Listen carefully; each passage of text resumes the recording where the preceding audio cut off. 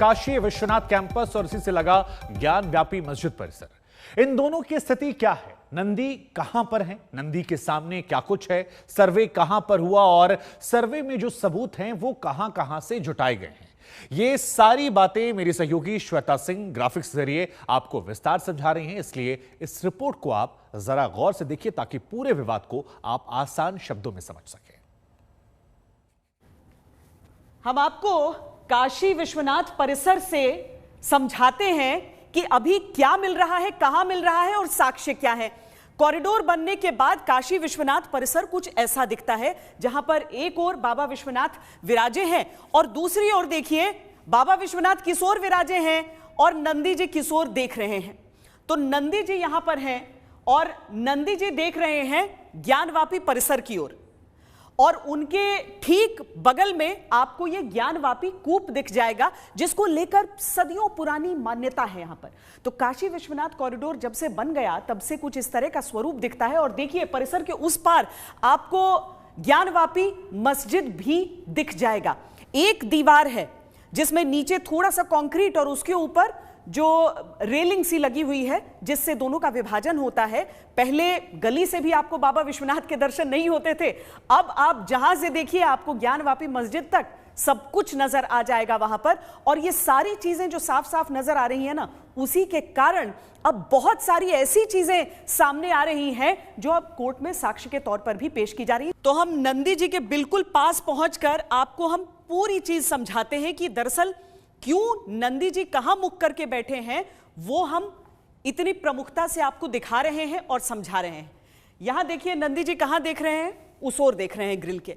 अब नंदी जी हमेशा शिव जी की ओर मुख करके बैठते हैं, यहां तक कि जब आप दर्शन के लिए भी जाते हैं ना, तो आप नंदी जी के साथ उस ओर देखेंगे तो आपको शिव जी के दर्शन हो जाएंगे। आप नंदी जी के कान में अपनी प्रार्थना बोलते हैं, वो शिव जी तक पहुंचाते हैं, ये मान्यताएं होती हैं। लेकिन यहां पर नंदी जी शिवलिंग की ओर नहीं देख रहे थे। काशी विश्वनाथ परिसर में जो शिवलिंग है वो कहीं और स्थापित रही, लेकिन नंदी जी देखते रहे ज्ञानवापी मस्जिद परिसर की ओर।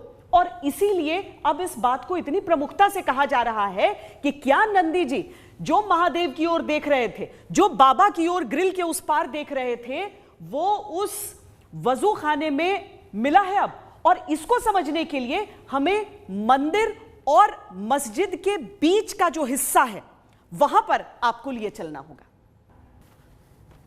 तो अब देखिए मैं अब उस जगह पर आ गई हूं जो मंदिर और मस्जिद के बीच का हिस्सा है।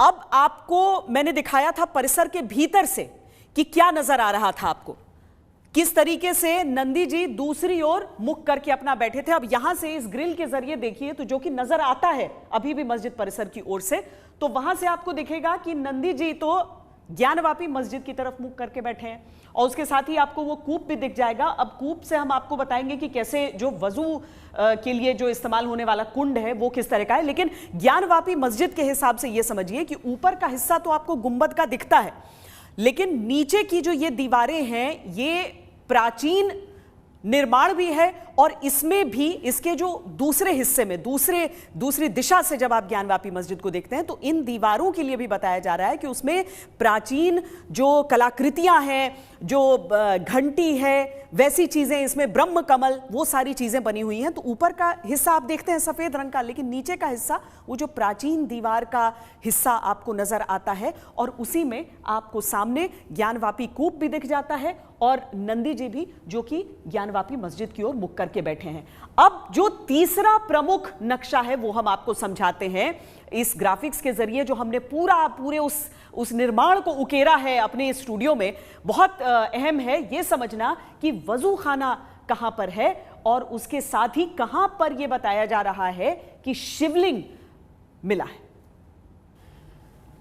तो कोर्ट ने कह दिया था जहां जहां तक जाना है वहां वहां तक जाए, ताला नहीं खुल रहा है ताला तोड़ कर जाए। ताला तोड़ने की आवश्यकता हुई नहीं। 3 दिन का सर्वे और उसमें जो चीजें आज निकली हैं वो सबसे ज्यादा अहम रही हैं। देखिए मंदिर और मस्जिद के जो बीच का रास्ता है ना, जब सदी भर पहले यहां पर दंगा हुआ था, 1809 में दंगा हुआ था, तब भी बीच वाले हिस्से को लेकर ही हुआ था कि खुले में नमाज को लेकर और हिंदू पक्ष की ओर से भी कुछ दावे किए जा रहे थे। उन सारी चीजों को लेकर उसके बाद बहुत भयानक दंगे भड़के थे।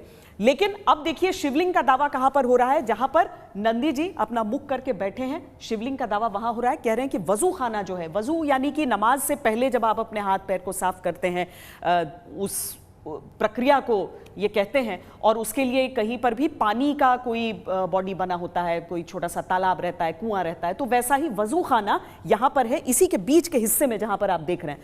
और वहीं पर बताया जा रहा है कि एक शिवलिंग मिला है वहां पर। उसके बाद अदालत की तरफ से भी तमाम आदेश दे दिए गए हैं, बहुत सारी पाबंदियां भी लगा दी गई हैं, और अभी बहुत बवाल इसको लेकर मचा हुआ है। देखना है सुप्रीम कोर्ट में इसको लेकर क्या होता है। लेकिन ज्ञानवापी मस्जिद का ये हिस्सा और मंदिर का वो हिस्सा, बीच का हिस्सा जहां पर अभी से नहीं सदियों सदियों से विवाद रहा है, और वहीं पर वजू खाने में शिवलिंग के मिलने का दावा किया जा रहा है।